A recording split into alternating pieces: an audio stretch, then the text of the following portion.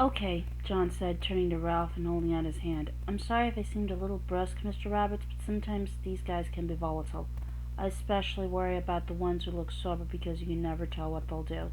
John Ladecker. I had Johnny as a student when I was teaching at the community college, Bill said.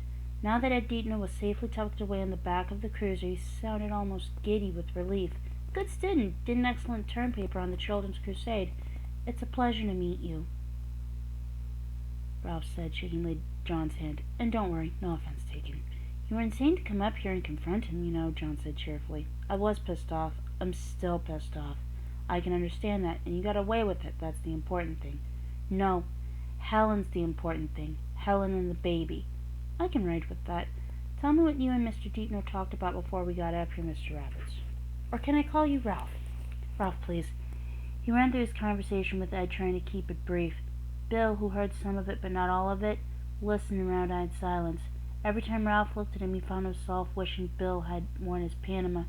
He looked older without it, almost ancient. Well, that certainly sounds pretty weird, doesn't it? John remarked when Ralph had finished. What will happen? Will he go to jail? He shouldn't go to jail. He should be committed. Probably should be, John agreed. But there's a lot of distance between should be and will be. He won't go to jail, and he isn't going to be carried off to Sunnyvale Sanitarium either. That sort of thing only happens in old movies. The best we can hope for is some court-ordered therapy. But didn't Helen tell you? The lady didn't tell us anything, and we didn't try to question her in the store. She was in a lot of pain, both physical and emotional. Yes, of course she was, Ralph said. Stupid of me. She might corroborate your stuff later on, but she might not. Domestic abuse victims have a way of turning into clams, you know. Luckily, it doesn't really matter one way or the other under the new law.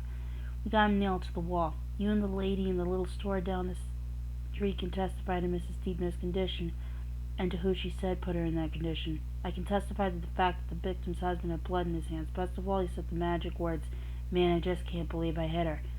I'd like you to come in, probably tomorrow morning if that works for you, so I can take a complete statement from you, Ralph. But that's just filling in the blanks. Basically, this one's a done deal. John took the toothpick out of his mouth, broke it, tossed it in the gutter, and produced his tube again. Pick? No thanks, Ralph said, smiling faintly. Don't blame you. Lousy habit, but I'm trying to quit smoking. Which is an even worse one. The thing about guys like Deepno is that they're too goddamn smart for their own good. They go over the high side, hurt someone, then they pull back. If you get there soon enough after the blow-up, like you did, Ralph, you can almost see them standing there with their heads cocked, listening to the music and trying to get back on the beat. That's just how it was, Ralph said. Exactly how it was. It's a trick that bright ones manage for quite a while. They appear remorseful, appalled by their own actions, determined to make amends. They're persuasive, they're charming, and it's often all but impossible to see that underneath the sugar-coating that there's none of these Christmas fruitcakes. Even extreme cases like Ted Bundy sometimes manage to look normal for years. The good news is that there aren't many guys like Ted Bundy out there, in spite of all the psycho killer books and movies.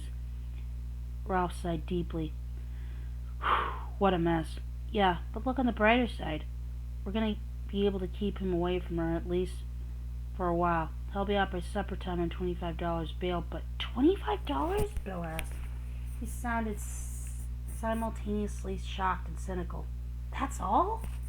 Yep, John said. I gave Deaton the second-degree assault stuff because it do sound fearsome, but in the state of Maine, lumping up your wife is only a misdemeanor. Still, there's a nifty new wrinkle in the law, Chris said, joining them. If Deaton wants bail, he has to agree that he'll have absolutely no contact with his wife until the case is settled in court.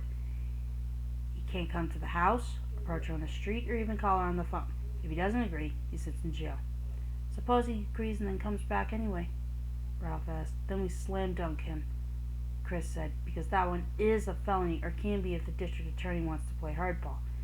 In any case, violators of the domestic violence bail agreement usually spend a lot more than just the afternoon in jail, and hopefully the spouse he breaks the agreement to visit will still be alive when he comes to trial, Bill said. Yeah, John said heavily. Sometimes that's a problem.